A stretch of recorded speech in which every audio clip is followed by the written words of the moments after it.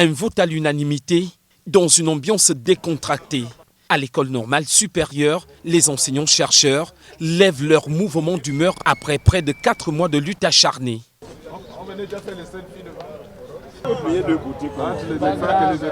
Si nous en arrivons là, c'est tout simplement parce que les décisions du Conseil des ministres la semaine dernière nous ont plus ou moins satisfaits. La sortie de la Cour tutelle est actée. La naissance juridique de l'Université des sciences de l'éducation pour le compte de l'enseignement supérieur, et l'éducation nationale se chargera de pouvoir mettre en place des instituts pour former justement ces enseignants du pré-primaire et du primaire. En ce qui concerne donc le deuxième point de revendication, donc le maintien du professeur d'Inzambou, pour l'instant, le Conseil des ministres ne s'est pas prononcé, et pour l'instant donc le professeur d'Inzambou continue donc à assumer ses fonctions de directeur général de l'ENS. Dans cette décision qui vient mettre un terme à un conflit de plus de 30 ans, il reste des interrogations. Chaque parti clame haut et fort sa victoire sur l'autre.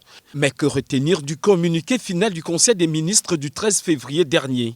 Pour Hilaire Nzanyangon, le président du SNEC-NS, ce dernier est clair sur la séparation tant voulue par les enseignants-chercheurs. Pour ce qui est connu de tous, seul un établissement d'enseignement supérieur peut former aux différents diplômes de l'enseignement supérieur.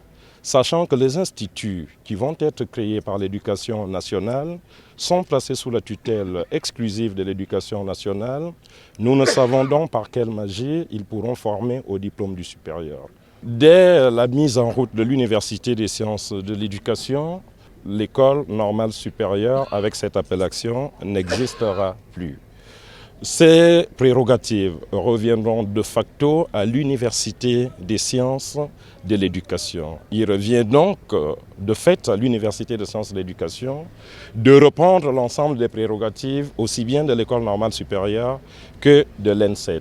Ils reviendront donc à l'Université des sciences de l'éducation de former le personnel enseignant du premier et du second cycle du secondaire. Pour marquer d'une pierre blanche cette victoire, désormais considérée comme historique, le corps enseignant s'est retrouvé autour d'un cocktail dînatoire.